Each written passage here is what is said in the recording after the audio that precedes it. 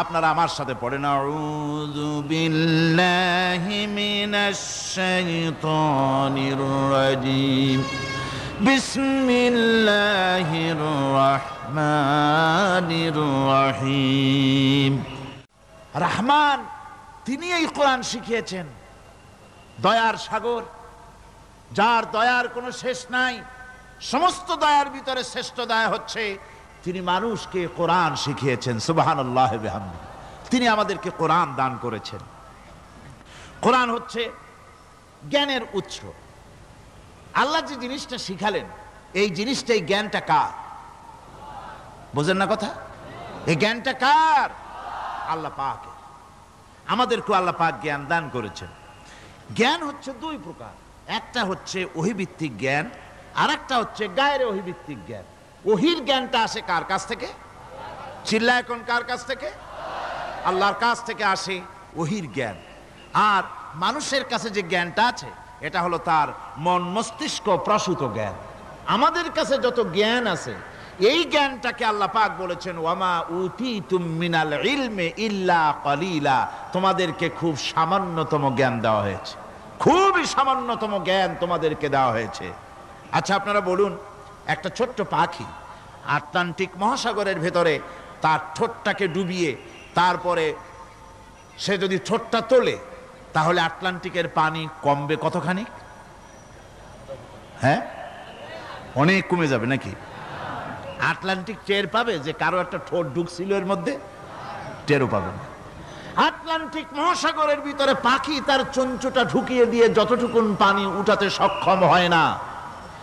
ওহীর জ্ঞান বাদ দিয়ে গোটা পৃথিবীতে মানুষের যত জ্ঞান আছে, মানব সৃষ্টির প্রথম দিন থেকে নিয়ে আজ পর্যন্ত, এখান থেকে নিয়ে কিয়ামত পর্যন্ত যত জ্ঞান এসছে এবং যত জ্ঞান হবে মানুষের, সমস্ত জ্ঞান এক জায়গায় করলে আল্লাহ সুবহানাহু ওয়া তাআলার অনন্ত অসীম জ্ঞানের মহাসমুদ্রের ভেতর থেকে পাখি যেমন আটলান্টিক থেকে যতটুকুন পানি উঠাতে পেরেছে, বিশ্বের মানুষ আল্লাহর জ্ঞান থেকে অতটুকুনও তুলতে পারে না। ওয়ামা উতীতুম মিনাল ইলমি ইল্লা কলিলা। খুব সামান্যতম জ্ঞান তোমাদেরকে দেওয়া হয়েছে। আমি অবাক হই যখন আল্লাহ পাকের কোরআনে কারীমের এই আয়াত যখন স্টাডি করি, যখন পড়াশোনা করি, মুতালা করি, অবাক হয়ে যাই। মানুষকে সামান্যতম জ্ঞান দেওয়া হয়েছে। আল্লাহ বলছেন সামান্যতম জ্ঞান।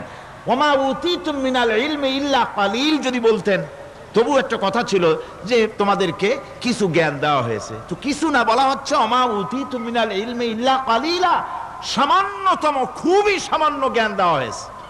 সেই সামান্য জ্ঞানের ঠেলায় আমরা কোত্থেকে কোথায় চলে গিয়েছি। গরুর গাড়ি থেকে রকেট পর্যন্ত গিয়েছি, টেলিগ্রামের টরেটক্কা থেকে ফ্যাক্স পর্যন্ত পৌঁছে গেছি। কি সোজা জ্ঞান! এখান থেকে এই মাহফিলের ছবি, নিউজ, ভিউজ এন্ড পিকচার একত্রিত করে ছবি করে আপনি ফ্যাক্সের মেশিনে ঢুকিয়ে দিলেন, কোড নাম্বার টিপি দিলেন, লন্ডন, আমেরিকা, জেদ্দা, বিভিন্ন জায়গায় দিয়ে দিলেন। মিনিট লাগবে না, কয়েক সেকেন্ডের ভিতরে এই মাহফিলের পূর্ণ ছবি এবং খবর সে দেশের পত্রিকায় ছাপা হতে পারবে। কি আজীব! অথচ আল্লাহ পাক বলছেন সামান্যতম জ্ঞান। আমি অবাক হই আরো যখন শুনতে পাই পৃথিবীর বিভিন্ন দেশের স্যাটেলাইটগুলি যা ছেড়ে দেওয়া হয়েছে মহাশূন্যে, এই স্যাটেলাইটগুলি ড্রাইভার ছাড়া, কোন রকমের পরিচালক ছাড়া, চালক ছাড়া স্যাটেলাইটগুলি বছরের পর বছর ঘুরছে পৃথিবীর মাটি থেকে 350-400 মাইল উপরে ঘুরছে। তো ঘুরছেই, দুনিয়া থেকে ছবি, নিউজ ক্যাচ করছে, CNN, তারপরে স্টার টিভি ইত্যাদিতে সেগুলিকে তারা ছুড়ে দিচ্ছে। এভাবে করে যে দেশ থেকে যে দেশের স্যাটেলাইট সে দেশের পারপাস সার্ভ করতেছে। ওই স্যাটেলাইট 350-400 মাইল উপরে মহাশূন্যের ভেতরে তার মেশিনারি কোনো গোলযোগ হলে, যান্ত্রিক গোলযোগ যদি সৃষ্টি হয়, তাহলে ফ্রান্সের মাটিতে বসে, আমেরিকার মাটিতে বসে, ব্রিটেনের মাটিতে বসে বিজ্ঞানীরা কম্পিউটারের মাধ্যমে মনিটরিং করে 400 মাইল উপরের মেশিনকে ভালো করে দিচ্ছে। এরপর আল্লাহ রাব্বুল আলামিন বলছেন ওমা উতীতুম মিনাল ইলমি ইল্লা কলিলা, সামান্যতম জ্ঞান দেওয়া হয়েছে। এই যদি হয় সামান্যতম জ্ঞান, তাহলে আল্লাহ সুবহানাহু ওয়া তাআলার জ্ঞান কত কত বেশি। আল্লাহু আকবার! কত বড় জ্ঞানের মালিক, সুবহানাল্লাহ বিহামদিহি। সেই মহান আল্লাহ পাকের পক্ষ থেকে এসেছে কোরআন। কার পক্ষ থেকে? قد جاءكم من الله نور وكتاب مبين আল্লাহ রাব্বুল আলামিন বলেন, আমি আল্লাহর পক্ষ থেকে তোমাদের জন্য এসেছে আলো, তোমাদের জন্য এসেছে নূর, আর তোমাদেরকে আমি দিয়েছি একখানা কিতাব, স্পষ্ট কিতাব দিয়েছি। নূর দিলাম, আলো দিলাম। সে আলো হলেন জনাবে মুহাম্মদুর রাসূলুল্লাহ সাল্লাল্লাহু আলাইহি ওয়াসাল্লাম। আর আমি যে তোমাদেরকে কিতাব দিয়েছি সেই কিতাবের নাম কোরআনে কারীম। একখানা কিতাব দিলাম যার নাম কোরআন শরীফ। একখানা কিতাব দিলাম আর একটা আলো দিলাম তোমাদেরকে। আল্লাহ পাক বলছেন তিনি দয়াবান রহমান, তিনি আমাদেরকে কোরআন শিখিয়েছেন। এই কোরআনের নাম কে রেখেছে? কে রেখেছে কোরআনের নাম? আল্লাহ। নাম শুধু কোরআনের নাম কোরআন নয়, শুধু কোরআনের নাম কোরআন। কোরআনের নাম ফুরকান, কোরআনের নাম হুদা, কোরআনের নাম শিফা তানজিল, কোরআনের নাম কিতাব, কোরআনের নাম জিক্র। অনেকগুলি নাম আল্লাহ নিজেই কোরআনের নাম রেখেছেন। কোরআন এর অর্থ হলো সর্বাধিক পঠিত, সর্বাধিক পঠিতব্য, বহুল পঠিত। কোরআন শরীফ নাজিল হওয়ার আগে এই নাম আল্লাহ পাক দিলেন। আর আজ দেখা গেল পৃথিবীর বুকে কোরআনের চাইতে বেশি পড়া হয়েছে এমন একটা বইয়ের নাম কোন? বলেন, এমন একখানা কিতাবের নাম বলেন যে কিতাবখানা কোরআনের চাইতে সবচাইতে বেশি পড়া হয়েছে, এমন একটা কিতাবের নাম বলতে পারবেন? পারবেন না। কোরআন সর্বাধিক পঠিত কিতাব। আল্লাহ রাব্বুল আলামিন এই কিতাবকে অবতীর্ণ করেছেন। আলিফ লাম রা কিতাবুন আনজালনাহু ইলাইকা লিতুখরিজান নাসা মিনাজ যুলুমাতি ইলান নূর। আলিফ লাম রা। গোটা পৃথিবীর মানুষের মুখে আল্লাহ রাব্বুল আলামিন তালা লাগিয়ে দিয়েছেন, চ্যালেঞ্জ করেছেন, দুনিয়ার সব বোঝো। কত ভাষাবিদ পৃথিবীতে আছে, আরবি ভাষায় যারা পিএইচডি করেছে, ডিগ্রি করেছে, বড় বড় নাম যারা ভাষাবিদ, তারা বলো, তারা যদি সম্ভব হয় তাহলে তারা বলুক আলিফ লাম রা এর অর্থ কি। আলিফ লাম মিম হা মিম আইন সিন কফ ইয়াসিন তাহা, পারবে কেউ এর অর্থ করতে? ওয়াল্লাহু আ'লামু বিমুরাদি। এর অর্থ কেবলমাত্র আল্লাহ এবং তার বান্দা, যার প্রতি এই কিতাব অবতীর্ণ করা হয়েছে, তিনিই বুঝতে পারেন। আল্লাহ পাক বলছেন কিতাবুন আনজালনাহু ইলাইকা, আমি আপনার প্রতি একখানা কিতাব অবতীর্ণ করেছি। লিতুখরিজান নাসা মিনাজ যুলুমাতি ইলান নূর, একখানা কিতাব দিয়েছি। সুবহানাল্লাহি বিহামদি। এমন একখানা কিতাব দিলাম যেই কিতাবের সম্পূর্ণ কিতাবখানা 30 পারা কোরআন শরীফে কিতাব, যার প্রতিটি সূরা কিতাব, যার প্রতিটি আয়াত কিতাব, যার প্রতিটি শব্দ কিতাব, যার প্রতিটি অক্ষর কিতাব। এমন বিশাল কিতাব আল্লাহ রাব্বুল আলামিন আজিম কিতাব দান করলেন। আল্লাহ পাক বলেন এই জন্য দান করেছি যাতে করে আপনি মানব মণ্ডলীকে অন্ধকারের ভিতর থেকে আলোর দিকে নিয়ে আসতে পারেন। এই জন্যই এই কোরআন আমি আপনার প্রতি নাজিল করেছি। কোরআনে কারীম আল্লাহ পাক অবতীর্ণ করেছেন মানুষের কাছে, অর্থাৎ রাসূল করিম সাল্লাল্লাহু আলাইহি ওয়াসাল্লামের কাছে। এক সময় এইভাবে নাজিল হয়নি, 30 পারা কোরআন একসাথে আসেনি। এসছে কিভাবে? ধারাবাহিকভাবে, আস্তে আস্তে, একটু একটু করে আল্লাহ পাক অবতীর্ণ করেছেন। এই কোরআন আল্লাহ নাজিল করলেন। তিনি বললেন আর রহমান আল্লামাল কোরআন। রহমান, তিনি কোরআন শিক্ষা দিয়েছেন, এমন কোরআন যে কোরআনে কোনো ভুল নাই। জোরে কোন সুবহানাল্লাহ। দেখেন যত রকমের বই মানুষে লেখে, বাংলা, ইংরেজি, উর্দু, ফার্সি, যত রকমের ভাষায় হোক, যত বই লেখা হয়, বইয়ের ভূমিকায় গ্রন্থকার তিনি লেখেন এই বই লিখতে গিয়ে ভুল ভ্রান্তি হয়ে যেতে পারে।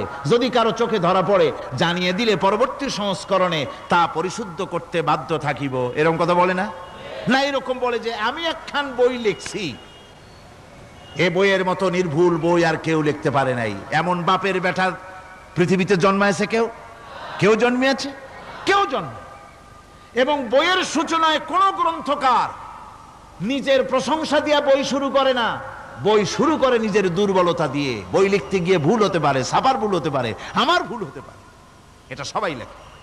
এই একখানা কিতাব তামাম পৃথিবীর বুকে অদ্বিতীয় কিতাব। এই কিতাবের রচয়িতা, এই গ্রন্থের অথার, এই মহাগ্রন্থের মালিক, তিনি এই গ্রন্থ শুরু করেছেন নিজের প্রশংসা দিয়া। জোরে বলেন সুবহানাল্লাহ। কোরআন কভার খোলা মাত্রই গ্রন্থকারের প্রশংসা শুরু হয়ে গেল। আলহামদুলিল্লাহি রাব্বিল আলামিন। পড়েন সবাই, আলহামদুলিল্লাহি রাব্বিল আলামিন। সমস্ত প্রশংসা, যাবতীয় প্রশংসা ওই আল্লাহ সুবহানাহু ওয়া তাআলার, যিনি तमाम বিশ্ব জাহানের যিনি স্রষ্টা, পালনেওয়ালা রব। সুতরাং তার প্রশংসা দিয়ে শুরু হলো। বইয়ের অথার যিনি, কিতাবের অথার যিনি, গ্রন্থের মালিক যিনি, তার নিজের প্রশংসা দিয়ে বই শুরু হয়ে গেল। সামনে এগোলেন, এবার কিতাব সম্পর্কে চিন্তা আসতে পারে ভুল টুল আছে নাকি। কিতাব খোলা মাত্রই প্রশংসার পরে দেখতে পাবেন যালিকাল কিতাবু লা রাইবা ফীহি। এই কিতাবের ভিতরে, এই সেই কিতাব যার ভিতরে কোনো ভুল নাই, কোনো সন্দেহের অবকাশ নাই।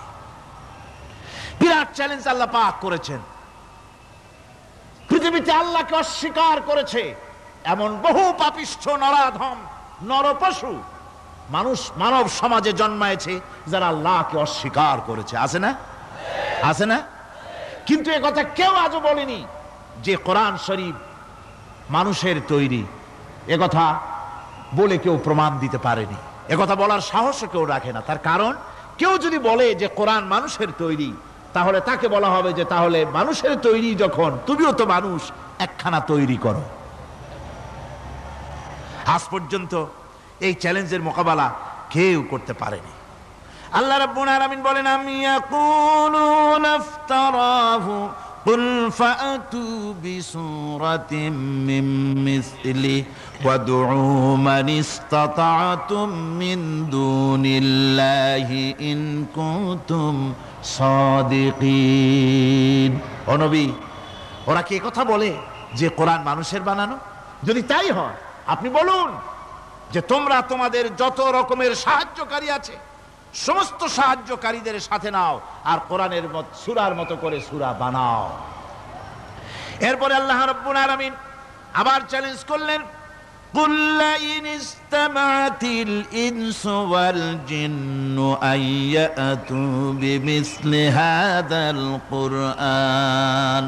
আপনি বলুন, तमाम পৃথিবীর মানুষ আর জেনেরা সব একত্রিত হয়ে যাও, সবাই একত্রিত হয়ে কোরআনে কারীমের সূরার মতো করে সূরা বানায় নিয়ে আসো যদি তোমাদের পক্ষে সম্ভব হয়।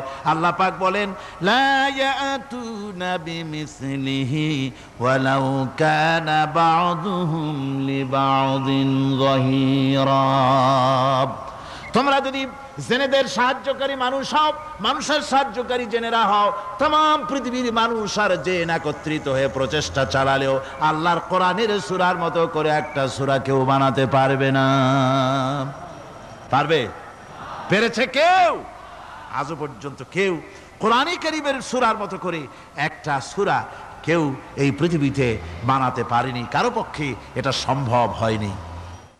আল্লাহ রাব্বুল আলামিন আবার চ্যালেঞ্জ করেন, ইন কুনতুম ফি রাইবিম মিম্মা নাযালনা আলা আবদিনা ফাআতু বিসূরাতিন মিন মিসলি ওয়াদউ শুহাদাআকুম মিন দুনিল্লাহি ইন কুনতুম সাদিকিন।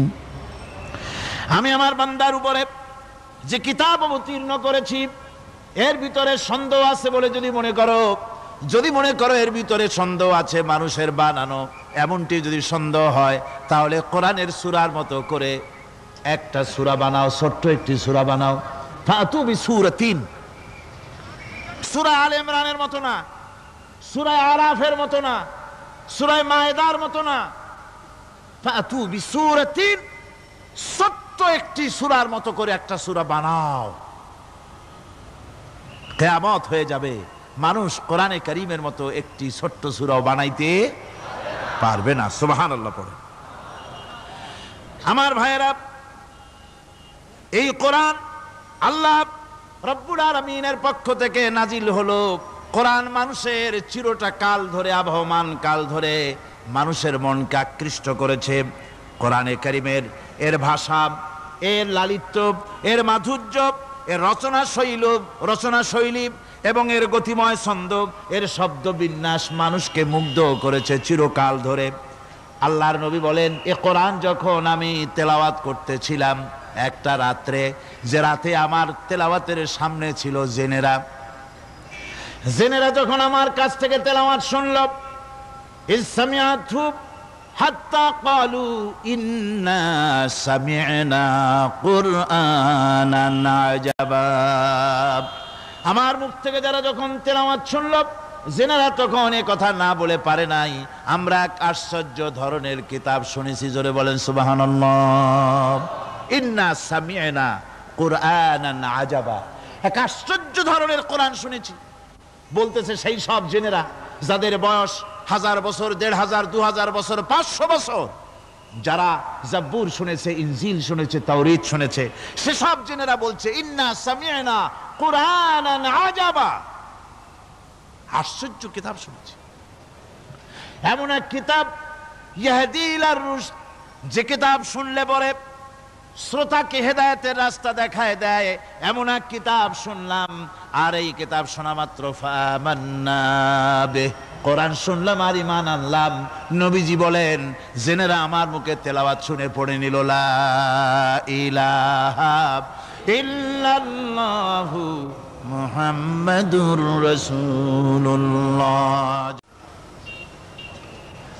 এই কোরআন এমন এক কোরআন, মান ক্বালা বিহি সাদাকা, এই কোরআন শরীফ থেকে যে কথা বলে সেই সত্য কথা বলে। কোরআন থেকে যে কথা বলে সে কি বলে? তার কারণ কোরআন এসেছে কার কাছ থেকে? ওয়ামান আসদাকু মিনাল্লাহি কিলা, আমি আল্লাহর চাইতে সত্যবাদী আর কে হতে পারে? আল্লাহর নবী বলেন, কোরআন থেকে যে কথা বলে সেই সত্য কথা বলে। আর ওয়ামান আমিলা বিহি উজরা, এই কোরআন যে আমল করবে তাকে পুরস্কার দেওয়া হবে, সে পুরস্কৃত হবে, দুনিয়ায় পুরস্কার পাবে, আখিরাতেও পুরস্কার পাবে। সুবহানাল্লাহ। ওয়ামান হাকামা বিহি আদালা, আর কোরআন থেকে যে বিচার ফয়সালা করবে সেই কেবলমাত্র সঠিক সুষ্ঠু বিচার কায়েম করবে, সোশ্যাল জাস্টিস সেই করতে পারবে, সুবিচার জাস্টিস কায়েম সেই করতে পারবে। ওয়ামান দাআ ইলাইহি হুদিয়া ইলা সিরাতিম মুস্তাকিম, আর কোরআন থেকে যে দাওয়াত দেয়, কোরআনের দিকে যে দাওয়াত দেয়, সেই কেবলমাত্র সঠিক সহজ সরল রাস্তার দিকে দাওয়াত দেয়, যেই দাওয়াত শুরু হয় পৃথিবীর মাটি থেকে আর শেষ হয় গিয়া জান্নাতুল ফেরদাউসে। আমার ভাইয়েরা, কোরআন এর পরিচয়ের কথা বলতেছিলাম। আল্লাহ পাক কি কোরআন আমাদের শিখালেন, কোন কোরআন আমাদের শিখিয়েছেন, সেই কোরআনের পরিচিতি আপনাদের সামনে আমি তুলে ধরতেছি। আমি নিজে না, এবার কোরআন তার পরিচয় নিজেই দেবে। কেউ যদি কোরআনের কাছে জিজ্ঞাসা করে, কোরআন তুমি কোথা থেকে নাজিল হয়েছ, কে তোমাকে নাজিল করেছে, এই প্রশ্ন যদি কেউ কোরআনের কাছে করে, কোরআন নিজেই তার জবাব দিতে পারে কিনা? কোরআন নিজেই বলে, তানজিলাম মিম্মান খালাকাল আরদা ওয়াস সামাওয়াতিল উলা, এই কোরআন নাজিল করেছেন তিনি, যিনি ওই সুউচ্চ আকাশ আর জমিনকে যিনি সৃষ্টি করেছেন, সেই আল্লাহ আমারে নাজিল করেছেন। কোরআনের কাছে কেউ যদি প্রশ্ন করে, ও কোরআন, এই পৃথিবীতে নাজিল হওয়ার আগে তুমি কোথায় ছিলে, কেউ যদি প্রশ্ন করে, কোরআনে কারীম নিজে নিজের পরিচয় শোনায়, আমি কোথায় ছিলাম শোনো। বাল হুয়া কুরআনুম মাজিদুন ফি লাউহিম মাহফুজ, বরং এই কিতাব অতীব মর্যাদা সম্পন্ন সুরক্ষিত ফলকে লিপিবদ্ধ ছিল, আমি ছিলাম লৌহে মাহফুজে, সেখান থেকে এসেছি। যদি কেউ প্রশ্ন করে, কোরআন কি কোরআন তুমি কার উপরে অবতীর্ণ হয়েছ, জবাব কোরআন নিজেই দেয়, ওয়া আমিনু বিমা নুজিলা আলা মুহাম্মদ ওয়া হুয়াল হাক্কু মির রাব্বিহিম। ঈমান আনো সেই জিনিসের উপরে যেটা মুহাম্মদ সাল্লাল্লাহু আলাইহি ওয়াসাল্লামের উপর অবতীর্ণ হয়েছে।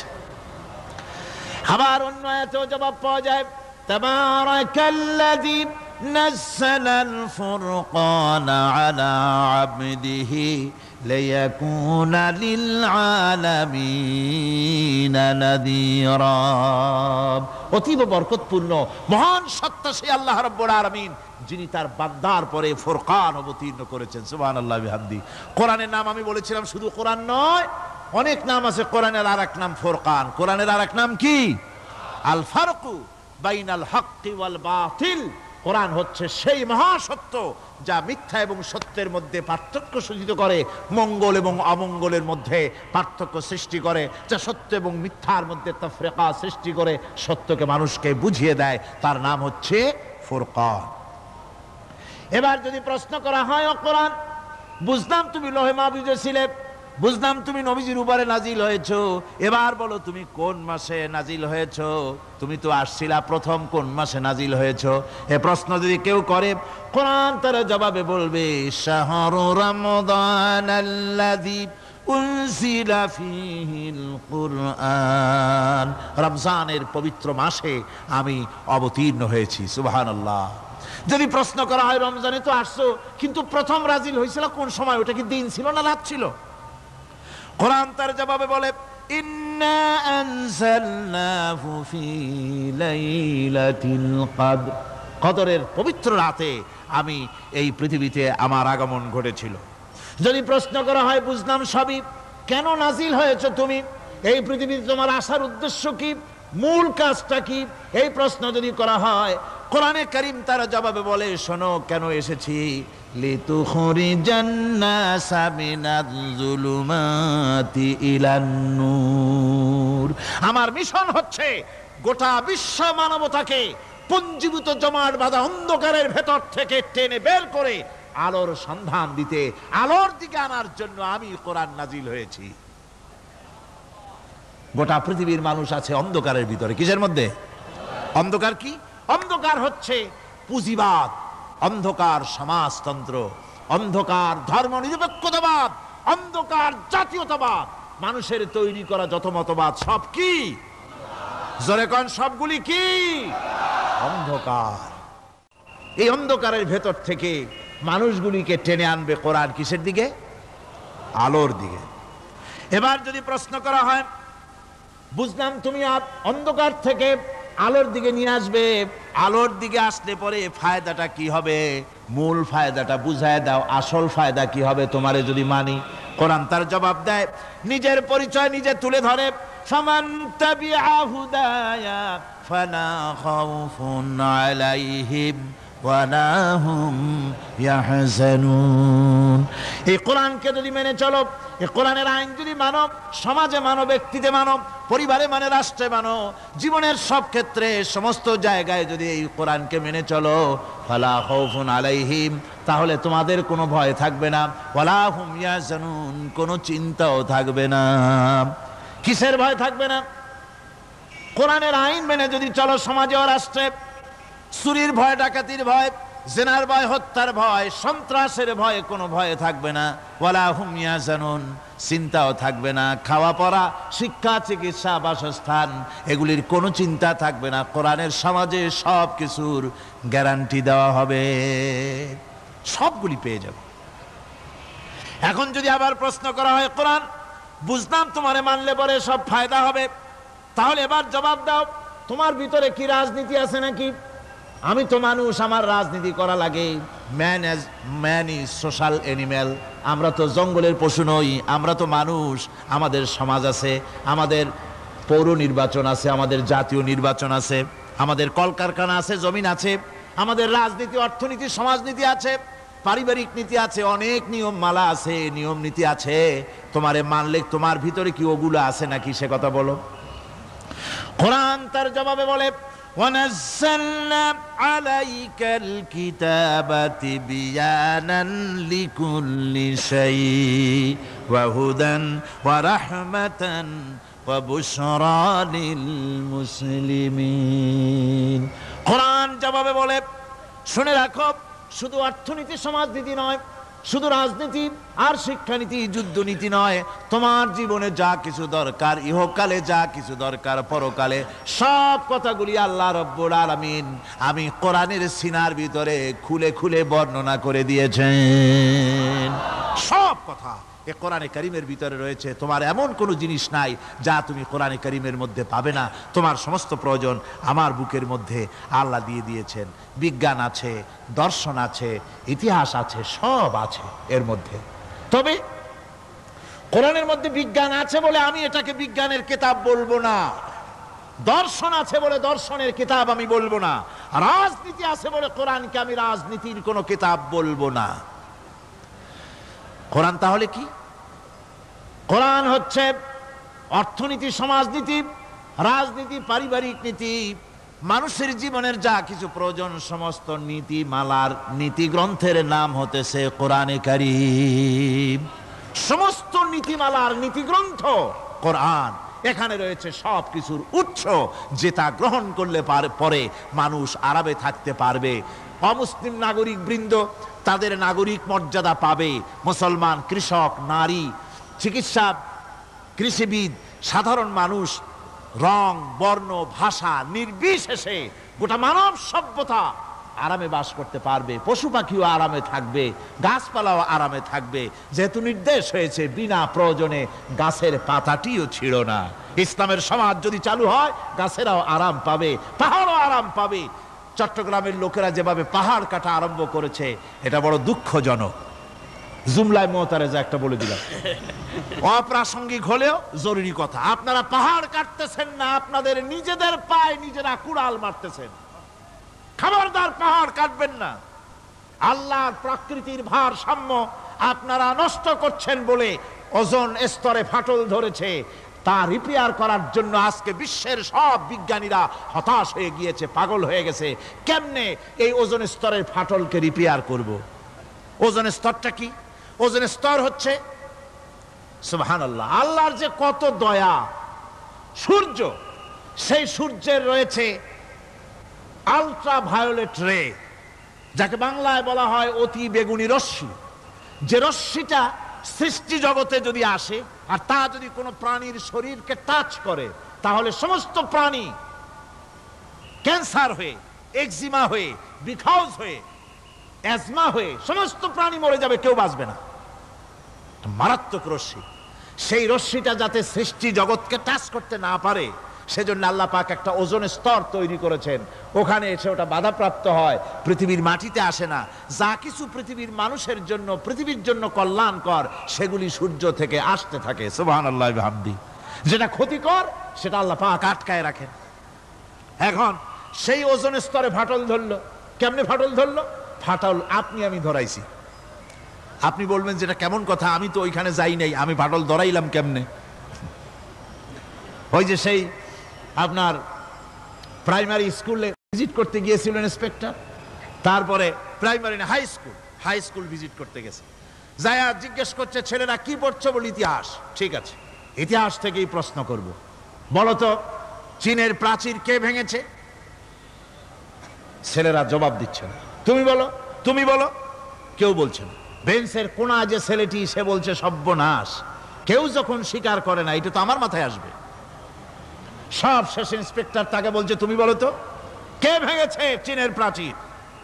কয়, স্যার, গ্রামে আমার দুষ্টমির যথেষ্ট বদনাম আছে, কিন্তু চীনের প্রাচীর ভাঙার মতো দুষ্কর্ম আমি করি নাই। ইন্সপেক্টর খুব রেগে গেলেন, মাস্টারের দিকে তাকালেন। এই বুঝি আপনার ইতিহাস পড়ানো? মাস্টার ইন্সপেক্টরের বিরক্তি ভরা মুখ দেখে বলছেন, স্যার রাগ করবেন না, এসব ছাত্র তো আমার, ওদের অবস্থা তো আমি জানি। আপনি আসছেন ঢাকা থেকে, আপনি জানবেন কি? আমি হলপ করে বলতে পারি, আমার ক্লাসের কোন ছাত্র চীনের প্রাচীর ভাঙে নাই।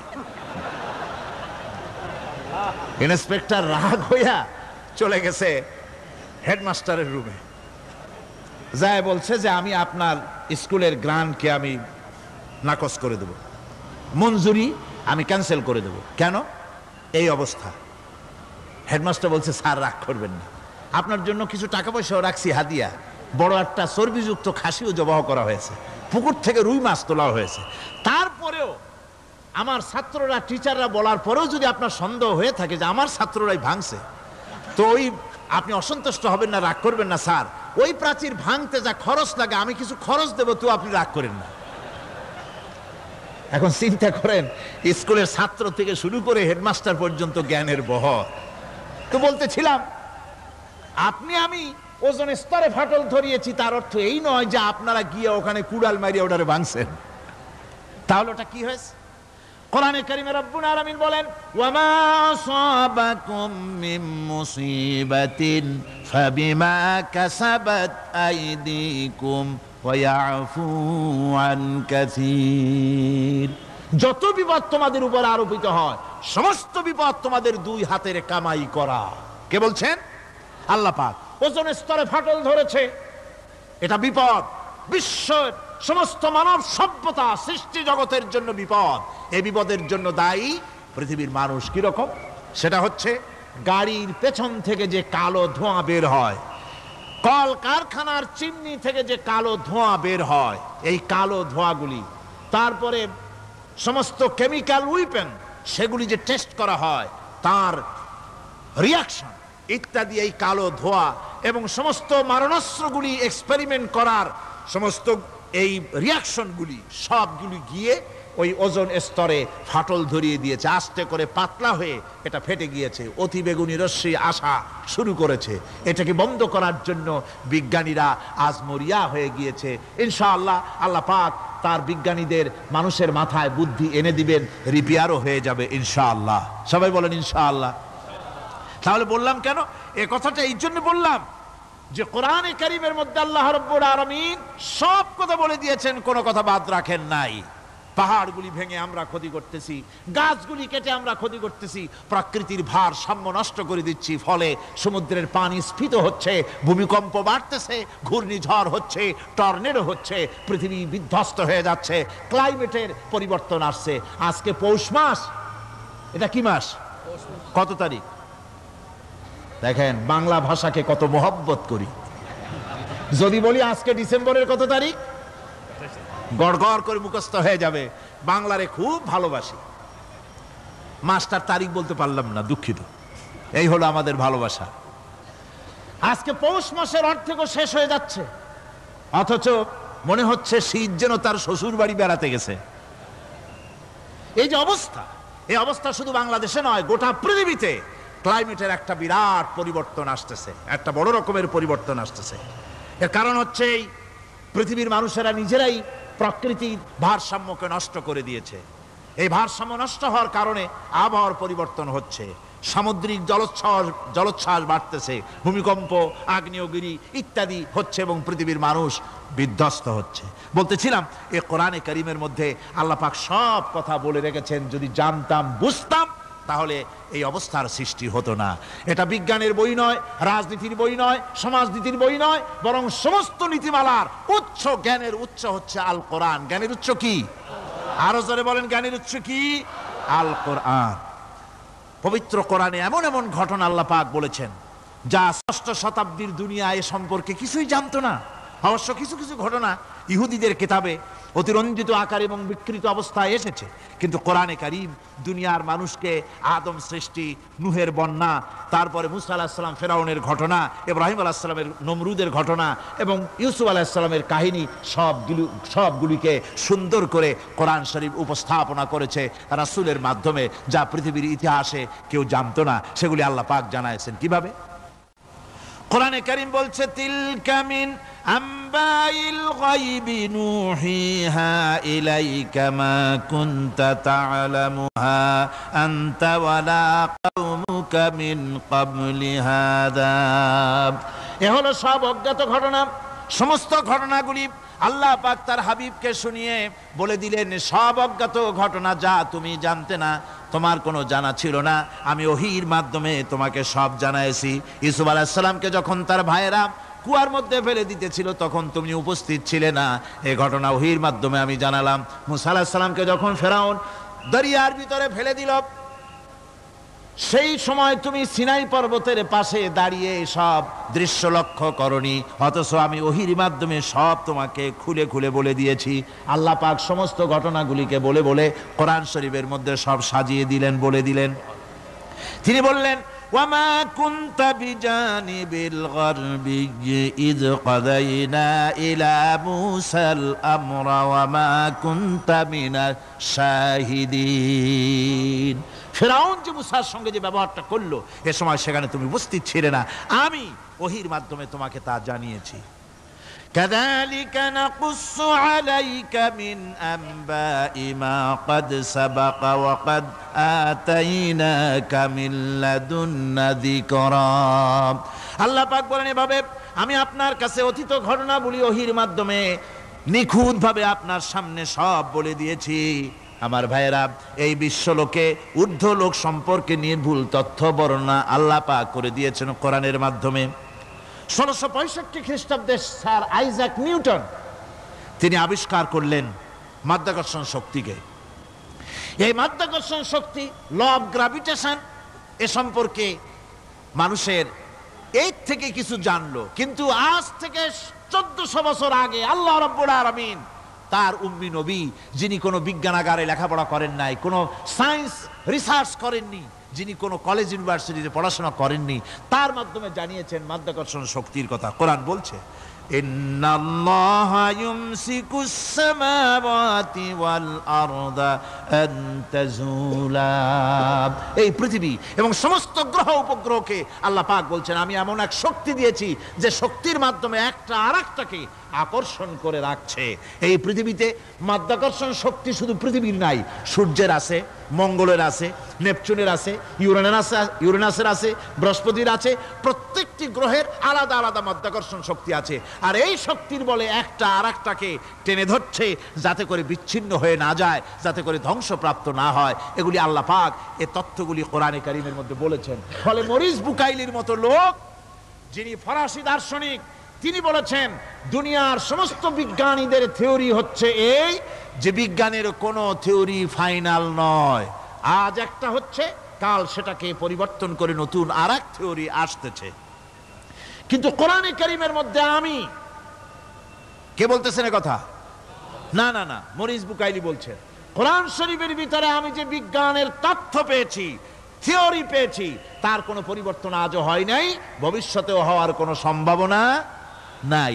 মরিস বুকাইলি মনে করেছিলেন বেদ আর বাইবেলে যেমন ভুল আছে, কোরআন শরীফে ওই রকম ভুল আছে, নাউজুবিল্লাহ। সেই জন্য তিনি আরবি শিখলেন কোরআন বোঝার জন্য, ভুল ধরার জন্য। কোরআন শিখলেন কি জন্যে? ভুল ধরার জন্য। আর এমন শেখা শিখছেন, ওই আরবি শিক্ষা মানে আমাদের দেশের লোকদের মতো আনাকুম জানাকুম শেখে নাই, ভালো করেই শিখছে, ভালো করেই মুখস্থ করেছে, তার ভালো করে আরবি শিখেছেন, তারপরে কোরআন শরীফ পড়েছেন, তারপরে তিনি এ কোরআন পড়ে তেলাওয়াত করে বুঝে এরপরে তিনি বই লিখেছেন দি Bible, the Quran and science. এই বইয়ের মধ্যে তিনি পরিষ্কার লিখেছেন, কোরআন পড়লাম, এর ভিতরে একটা নকতা দেওয়ার, একটা কলমের ফোঁটা দেওয়ার জায়গা কারো নাই। কোরআন নিঃসন্দেহে মহান স্রষ্টা আল্লাহ রাব্বুল আলামিনের মানুষের বানানো কিতাব, এটা হতে পারে না। সুতরাং কোরআন শরীফের মধ্যে আল্লাহ পাক সব কথা বলে দিয়েছেন।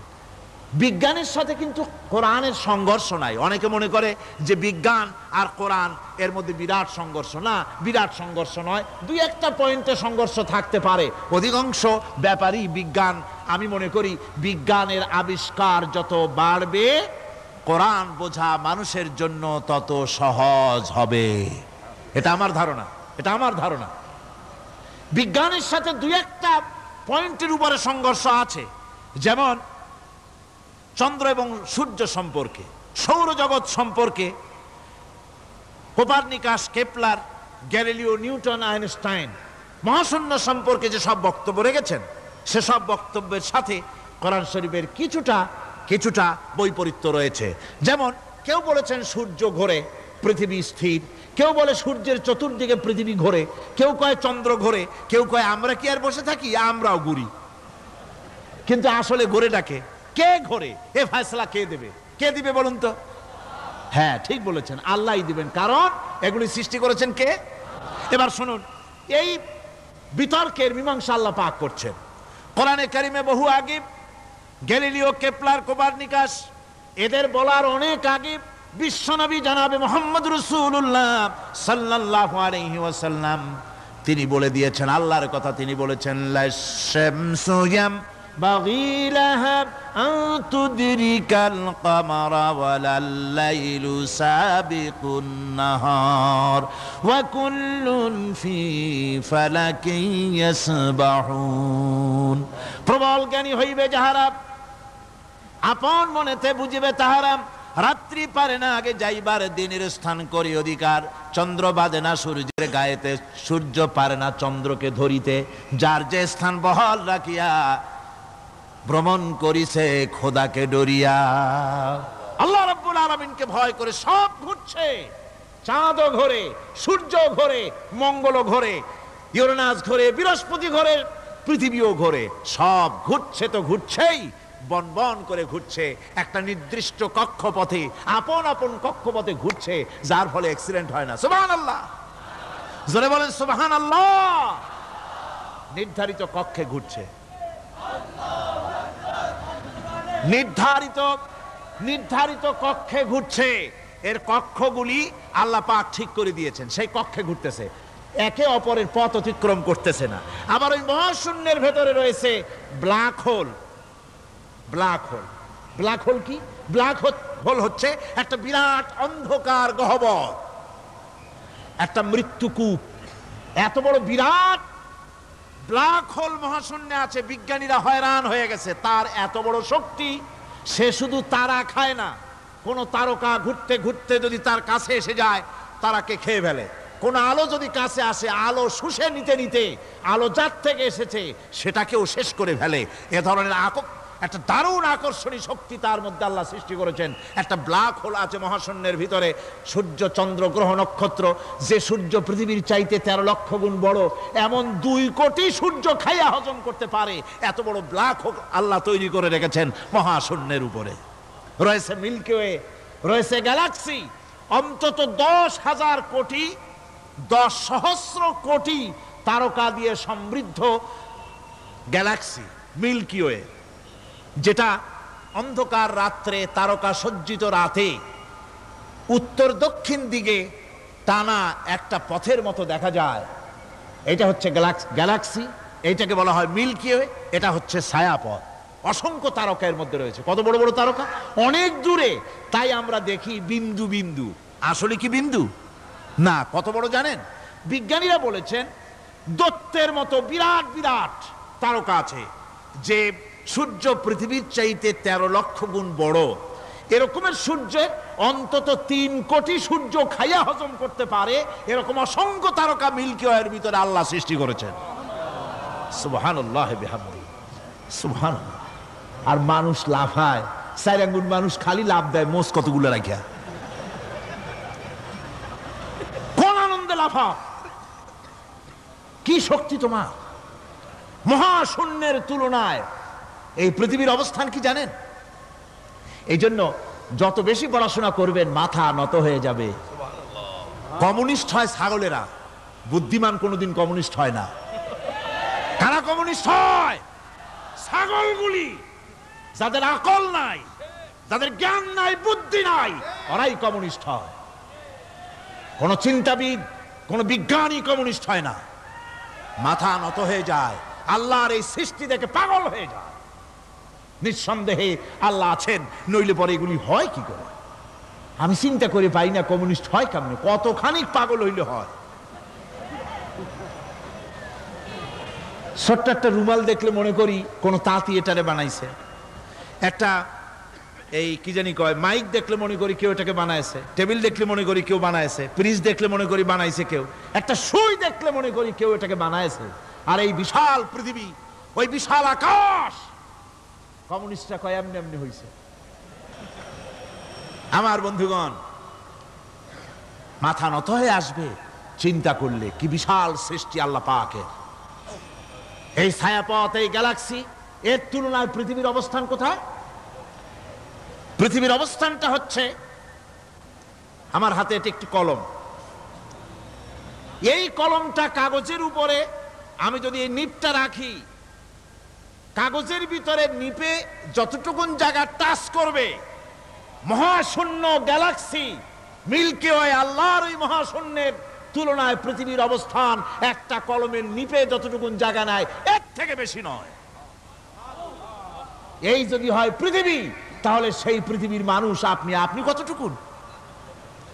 সলিমুদ্দি বসিরুদ্দি খালি লাফায়। আমার বন্ধুগণ, লাভ কি? লাভের চোটে বলে হ্যান করেঙ্গে ত্যান করেঙ্গে, লাঠি কে আন্দার মুগুর ভরেঙ্গে। কয়দিন পর শোনা যায় শীত হয়ে পড়ছে, কিছু নাই। সুতরাং আল্লাহ পাকের অসীম সৃষ্টি জগৎ, এর সঙ্গে বিজ্ঞানের সংঘর্ষ কম, দুই একটা পয়েন্টে আছে। বাকি সবগুলিতে বিজ্ঞানের আবিষ্কার যত বাড়তেছে, আল্লাহরে চেনা, সৃষ্টি জগৎকে জানা মানুষের জন্য তত সহজ হচ্ছে। আর রহমান আল্লামাল কোরআন, কোরআন শিখিয়েছেন আমাদেরকে রহমান, এমন নিয়ামত দিয়েছেন যার মধ্যে সব আছে। মানুষ সৃষ্টির ব্যাপারে, মানব সৃষ্টির ব্যাপারে নির্ভুল তথ্য যদি পেতে হয়, তাহলে কার কাছে যাব? জোরে কোন? আল্লাহর কাছে যেতে হবে। আর আল্লাহর কাছে না যাইয়া মানব সৃষ্টির রহস্য যদি জানতে যাই ডারউইনের কাছে, তাহলে আপনার মামু হবে সুন্দরবনের বান্দরেরা। ঠিক কিনা? বান্দরেরা হবে মামু, শিম্পাঞ্জি ওরাং ওটাং হবে আপনার নানার দাদা। তার কারণ ডারউইন সাহেব বলেছেন মানুষ এর পূর্বপুরুষ হলো বাঁদর, শিম্পাঞ্জি, ওরাং ওটাং। এটা হলো তার থিওরি অফ ইভলিউশন। এই বিবর্তনবাদের থিওরি পেশ করতে গিয়ে তিনি বলেছেন মানুষ হলো বান্দরের জাত। আরে বেটা, তুই বান্দরের জাত। নিজের লেজ কাটিয়া সকলের লেজ কাটা আরম্ভ করতে যাচ্ছে। কি পাগলের পাগল, মানুষ হয়েছে বান্দরের জাত। আশ্চর্য কথা। কেমনে কইলে? তো বললো যে শিম্পাঞ্জি দেখছে, তো সে শিম্পাঞ্জি দেখে তার মনে হয়েছে যে মানুষ ওইরকমই তো দেখা যায়, তো মানুষ বুঝি বান্দর থেকেই আসছে।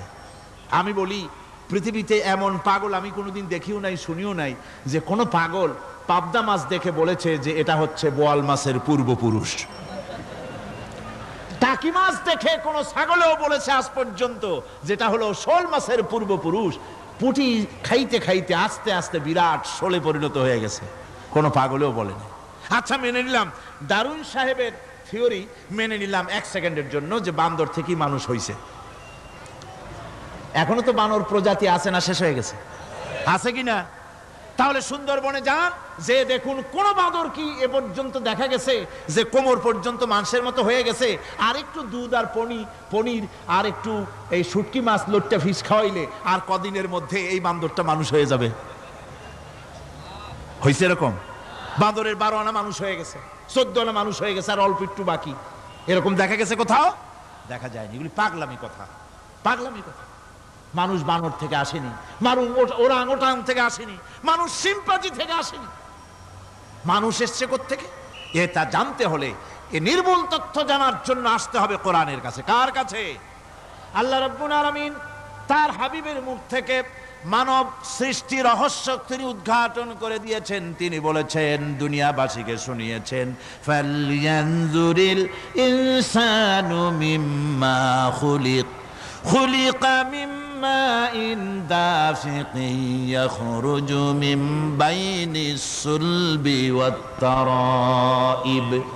আল্লাহ পাক বলেন, মানুষ কি তার সৃষ্টি রহস্য দেখে না? কেমনে তাকে আমি সৃষ্টি করেছি? মায়ের বক্ষ পিঞ্জর থেকে, বাপের পৃষ্ঠ থেকে সবেগে নির্গত এক ফোঁটা নাপাক পানি দিয়ে আমি আল্লাহ মানুষকে সৃষ্টি করেছি। বান্দর থেকে নয়, ওরাংওটাং থেকে নয়, শিম্পাঞ্জি থেকে নয়।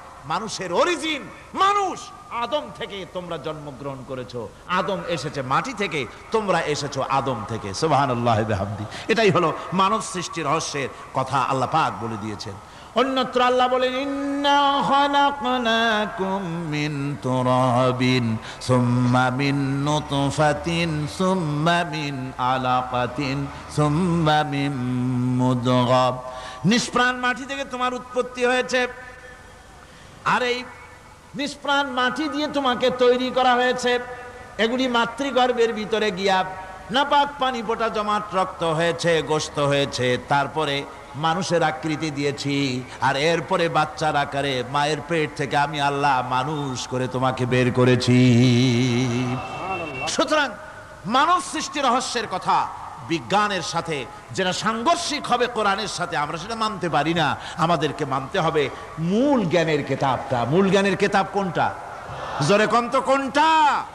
কোরআন। এখানে সব কথা আল্লামাল কোরআন। কোরআন শিখিয়ে মানুষকে আল্লাহ পাক সবচাইতে বড় দয়া করেছেন, এর থেকে বড় দয়ার হয় না। কোরআন শিখিয়েছেন আমাদের, যার মধ্যে সমস্ত তথ্যের কথা আল্লাহ পাক বলেছেন। The universe and doctor Einstein বইয়ের ভিতরে লেখা হয়েছে যে একদিন এমন হবে যখন ধীরে ধীরে সূর্য তার আলো হারিয়ে ফেলবে, চন্দ্র নিষ্প্রভ হয়ে যাবে, আর পৃথিবী আস্তে আস্তে তার গতি হারিয়ে ফেলবে। একথা আজকের বিজ্ঞানীরা অথবা আজ থেকে কয়েক বছর আগের বিজ্ঞানীরা একথা বলছেন। কিন্তু রাসূল করিম সাল্লাল্লাহু আলাইহি ওয়াসাল্লামের মুখ থেকে আজ থেকে 1400 বছর আগে, যিনি বিজ্ঞানাগারে মোটেও পড়াশোনা করেন নাই, লিখতে জানেন না, পড়তে জানেন না, সই করতে জানেন না, বিজ্ঞান আজ যে কথা বলছে সেই কথা 1400 বছর, 1500 বছর আগে রাসূল করিমের মুখ থেকে আল্লাহ পাক বলছেন। কোরআনে কারীম বলছে ইয়াসআলু আইয়ানা ইয়াউমুল কিয়ামা ফাইদা বারিকাল বাসারু ওয়া খাসাফাল কামারু ওয়া জুমিআশ শামসু ওয়াল কামার। হে রাসূল, রাসূলের কাছে জিজ্ঞাসা করে কিয়ামত কবে হবে?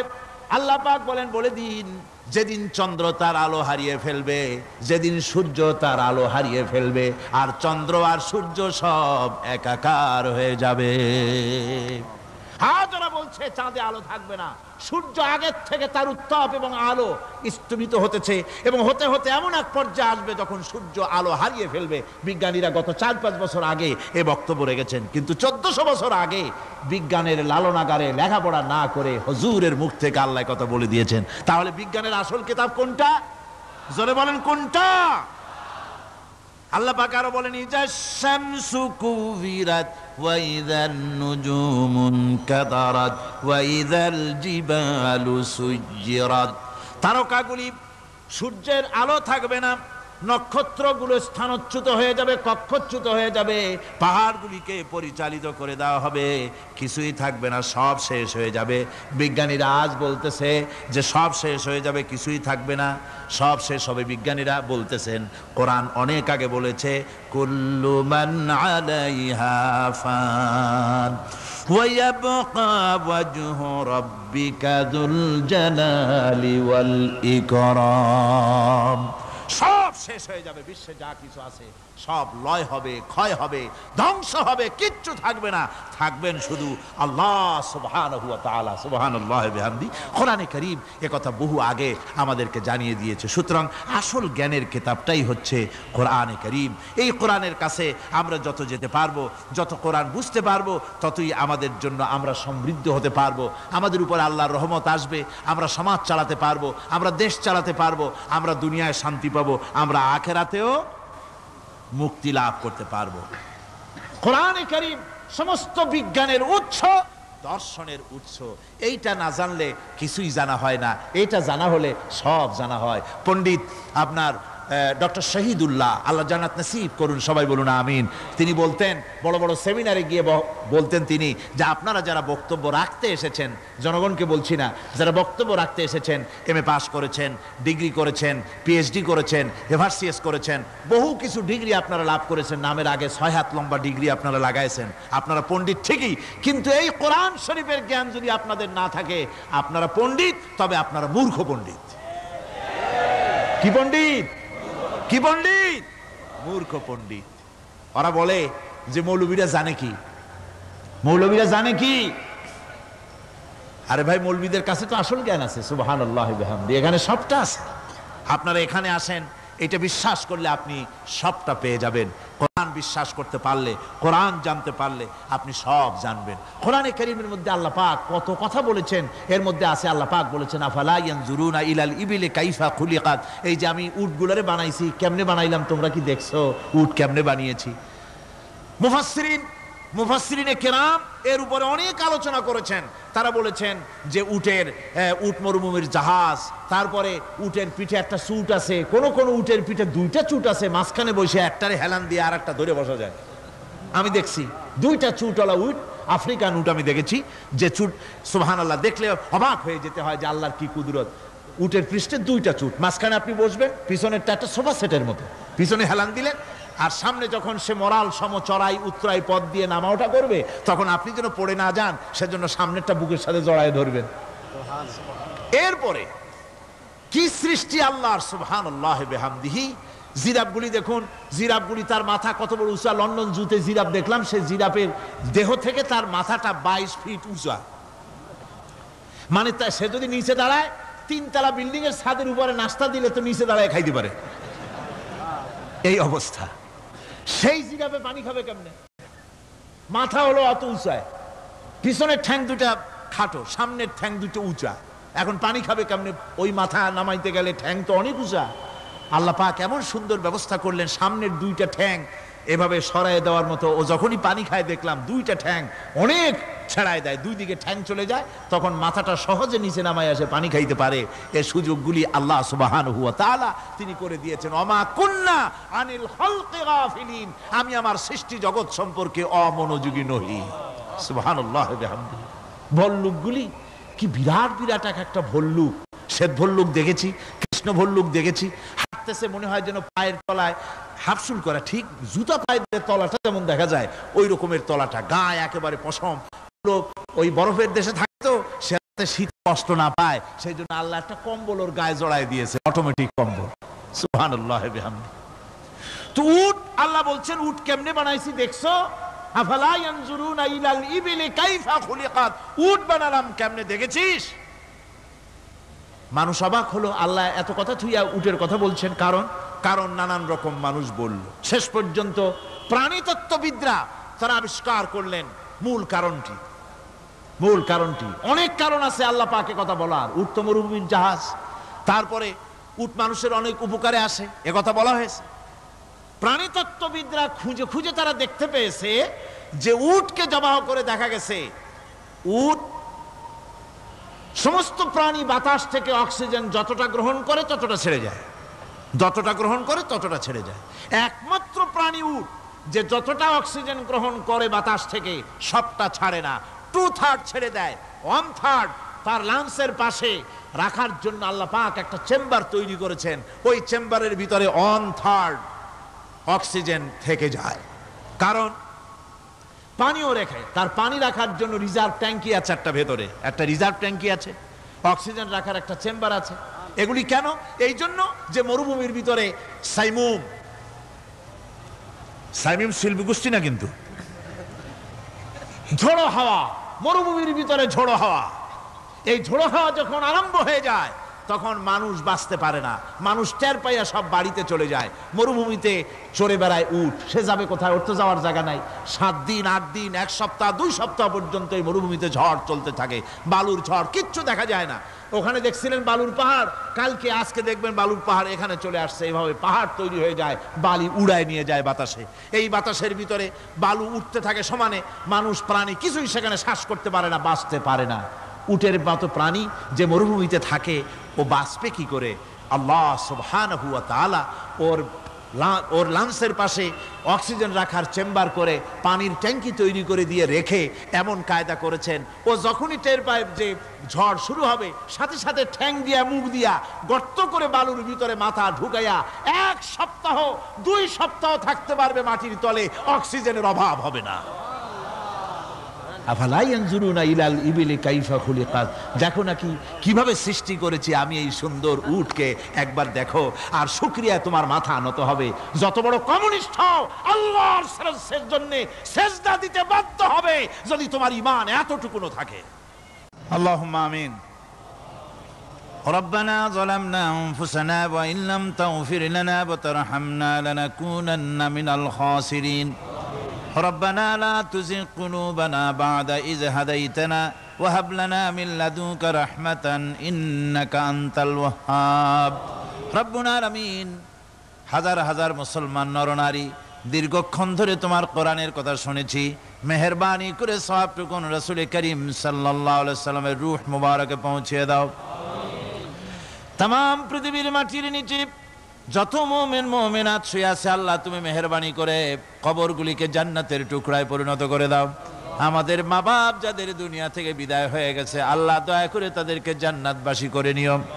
রব্বির হামহুমা কামা রব্বায়ানি সাগীরা। ربنا تقبل منا إنك أنت السميع العليم وتب علينا إنك أنت التواب الرحيم سبحان ربك رب العزة عما يصفون وسلام على المرسلين الحمد لله رب العالمين بحق لا إله إلا الله محمد رسول الله. السلام عليكم ورحمة الله.